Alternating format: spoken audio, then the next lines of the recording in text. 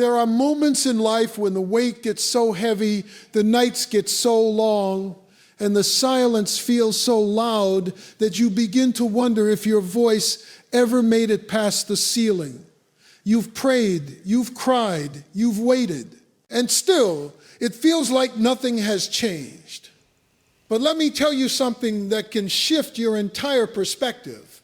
God has not ignored your cry. Not one tear has fallen without being noticed. Not one prayer has gone unheard. Not one moment of pain has slipped past his awareness. What you are interpreting as absence is not absence at all. It is divine activity happening beyond your line of sight.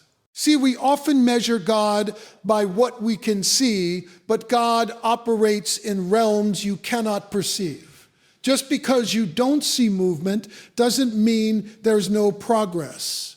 Just because you don't hear an answer doesn't mean there's no response. Heaven is never silent. It's strategic. Sometimes God will allow the pressure to build because he's developing something in you that cannot be formed any other way.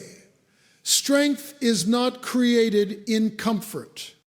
Faith is not born in ease. Trust is not established when everything is going your way. It's in the waiting. It's in the tension.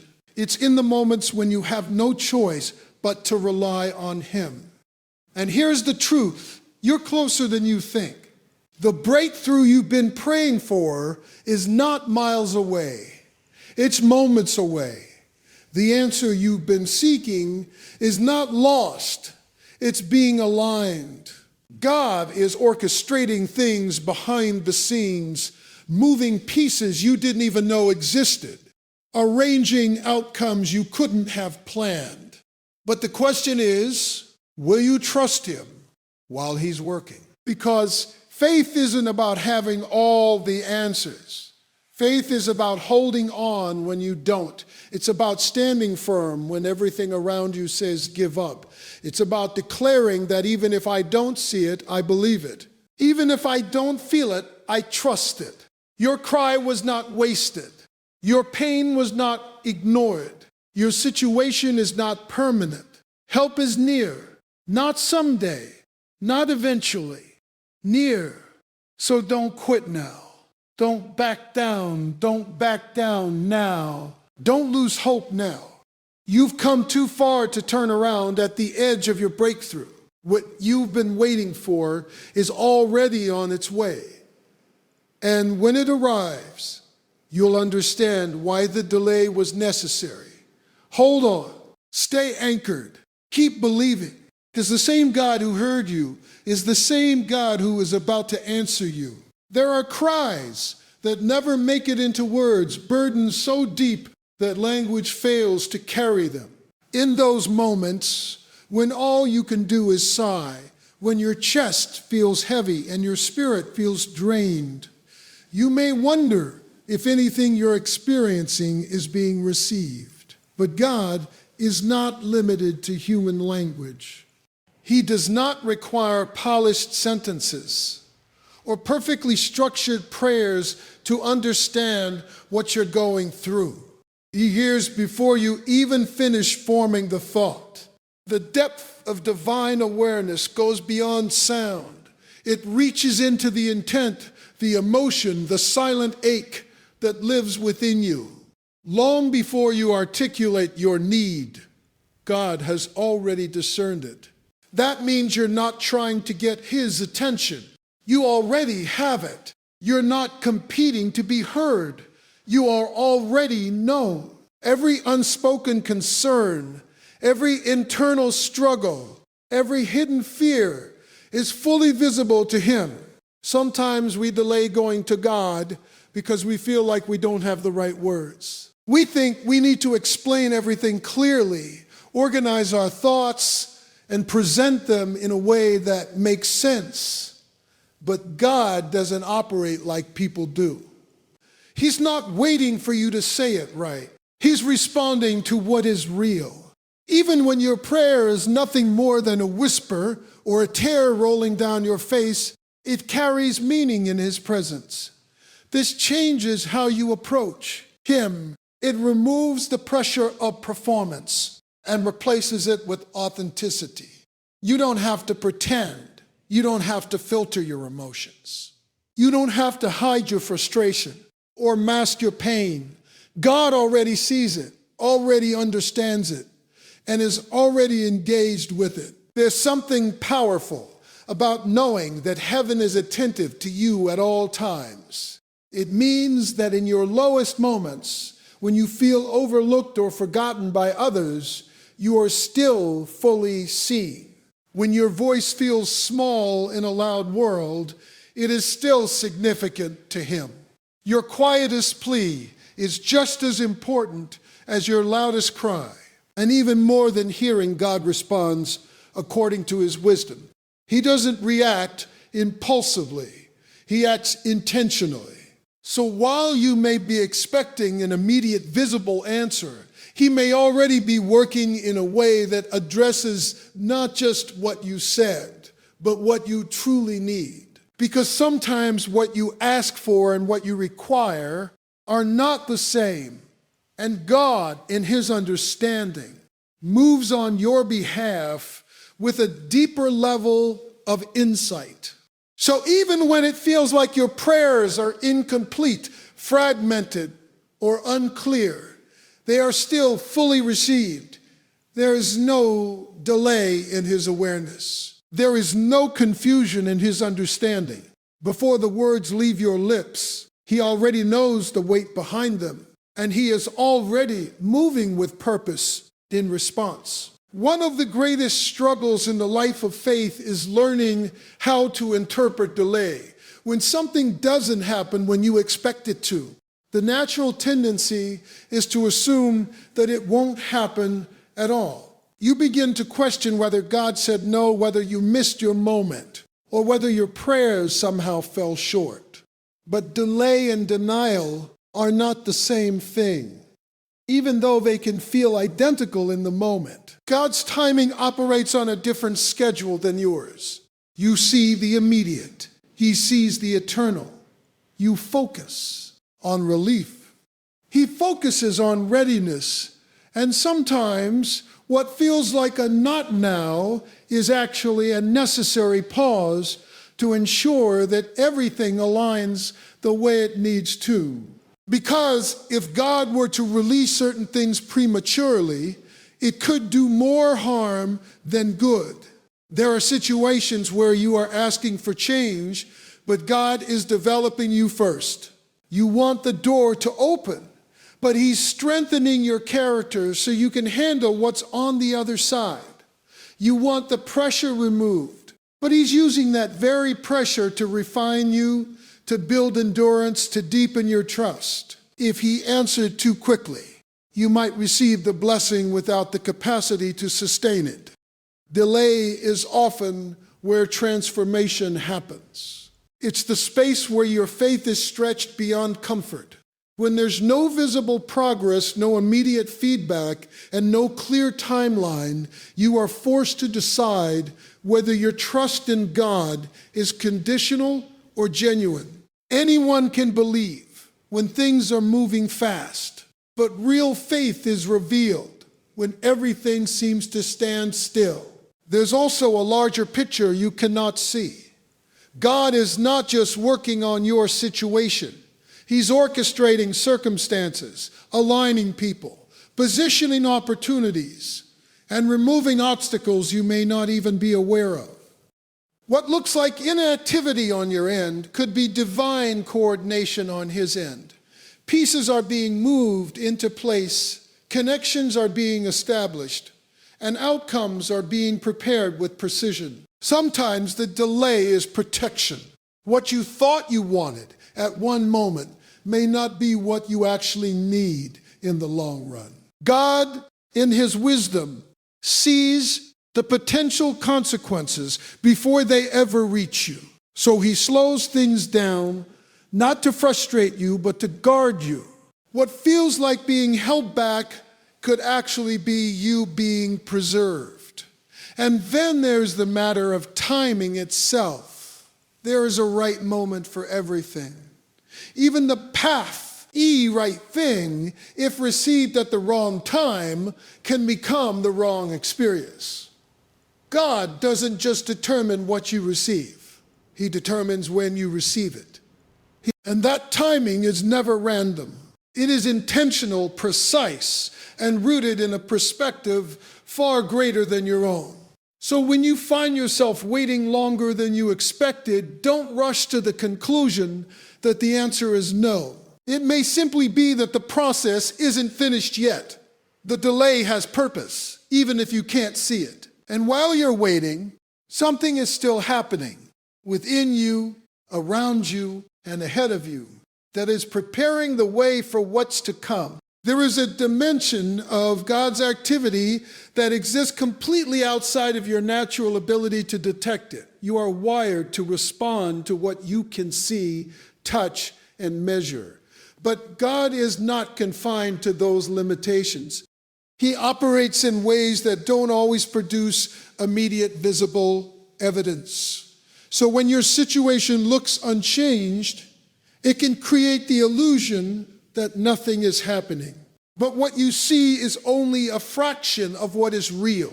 God is always working with a level of precision that goes far beyond surface appearances. While you are focused on the outcome you desire, He is managing the process that leads to it. And that process often unfolds in places you cannot access, behind closed doors, within the hearts of people, through circumstances that have yet to intersect with your life. Just because you cannot trace His movement does not mean His hand is absent.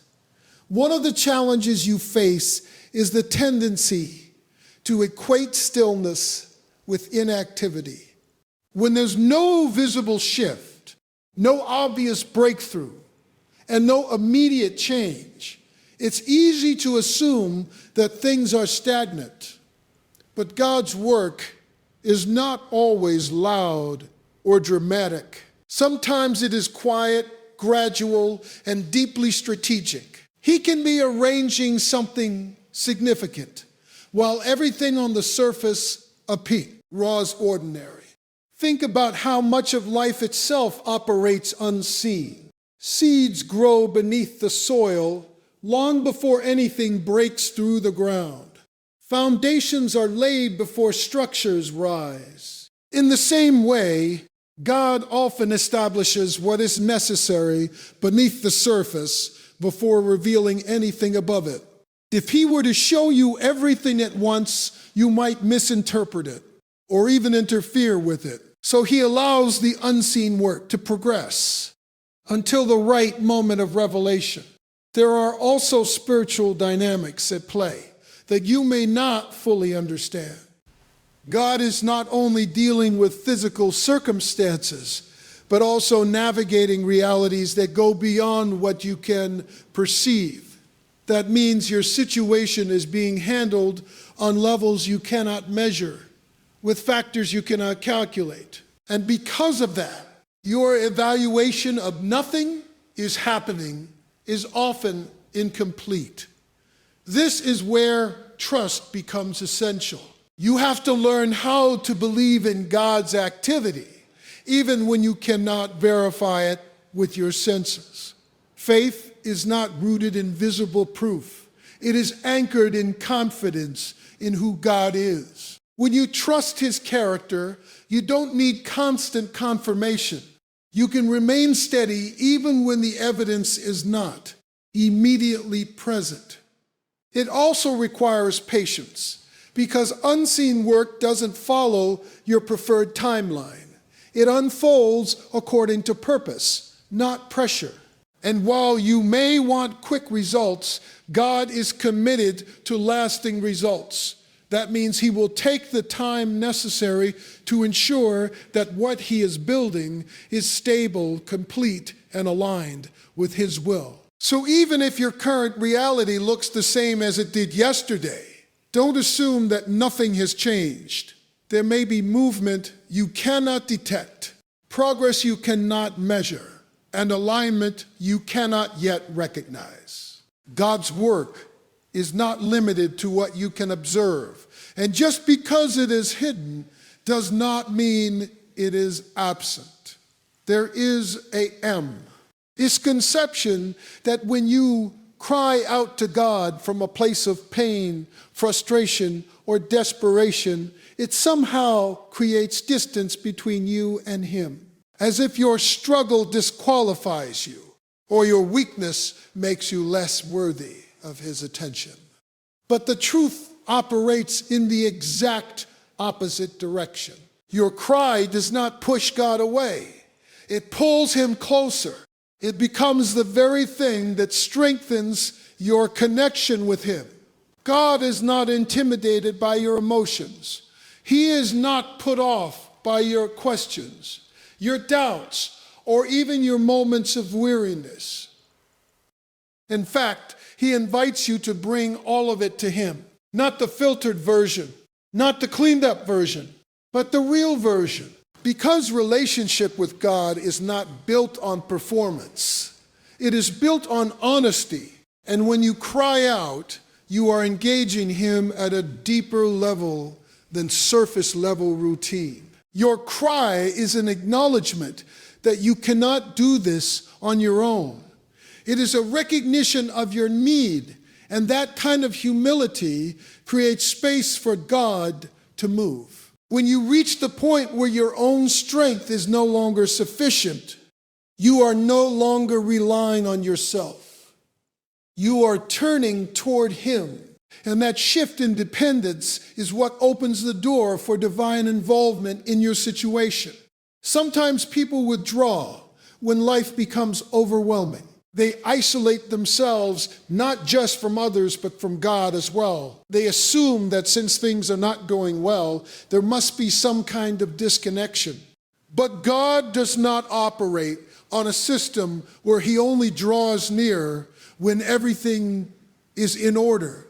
He draws near in the middle of the mess, in the middle of the confusion, in the middle of the pain. Your cry becomes the bridge, not the barrier. There is also something transformative that happens within you when you cry out to God. It readjusts your focus. Instead of being consumed entirely by your circumstances, you begin to direct your attention toward the one who has authority over them. It doesn't mean the situation disappears immediately, but it changes how you carry it. You're no longer holding it alone. You're placing it into hands that are capable of handling it. And even when the response is not immediate, the connection is still real. Just because the answer hasn't manifested yet doesn't mean God hasn't drawn near. His presence is not dependent on visible outcomes. He can be fully present with you in the waiting, offering strength, clarity, and peace in ways that go beyond external change. Your cry is also an act of faith, even if it doesn't feel like it. Because in that moment, you are still choosing to reach toward God rather than turning away. You are still acknowledging that He is the source, even when you don't yet see the solution. And that matters. That connection matters. So instead of seeing your cry as a sign of weakness or distance, recognize it for what it truly is, a point of contact. It is where heaven meets your reality, where your need intersects with God's power, and where relationship is deepened in a way that comfort alone could never produce. There is something about waiting that exposes what you truly believe. It's easy to have confidence when things are moving, when doors are opening, and when doors are opening, and when progress is visible. But when time stretches on and nothing seems to change, your faith is no longer supported by evidence. It stands alone. And that's where it is either strengthened or shaken. Faith is not proven when answers are obvious. It is proven when they are absent. When you don't have clarity, when you don't see results, and when you cannot predict the outcome, you are faced with a decision. Will you trust what you know about God, or will you be governed by what you feel in the moment? Because feelings fluctuate, circumstances shift, but God's nature remains constant. In the waiting, you're mere. In will try to fill in the gaps. Doubt will suggest that nothing is happening. Fear will tell you that things may never change. Frustration will push you to take control and force an outcome. But faith calls you to a different posture. It invites you to remain steady, to hold your position, and to resist the urge to abandon trust just because the timeline is unclear. This kind of faith is not passive, it is active. It chooses to believe, even when belief is uncomfortable. It declares that God is still working, even when there is no visible proof. It continues to pray, to expect, and to stand firm, not because of what is seen, but because of who God is. Waiting also refines your focus. It shifts your attention from the outcome to the relationship. Instead of being consumed with when the answer will come, you begin to recognize how God is sustaining you in the meantime. Strength you didn't know you had starts to develop. Peace shows up in unexpected ways, and endurance begins to take root within you. As your faith rises in the waiting, it becomes less dependent on external confirmation. You no longer need constant signs to stay grounded. You learn how to trust God's character over changing circumstances. And that kind of faith is resilient. It doesn't collapse under pressure because it is anchored in something deeper than what you can see. Thank you for taking the time to engage and reflect. May strength and clarity go with you. Goodbye for now, and may peace guide your steps until we meet again.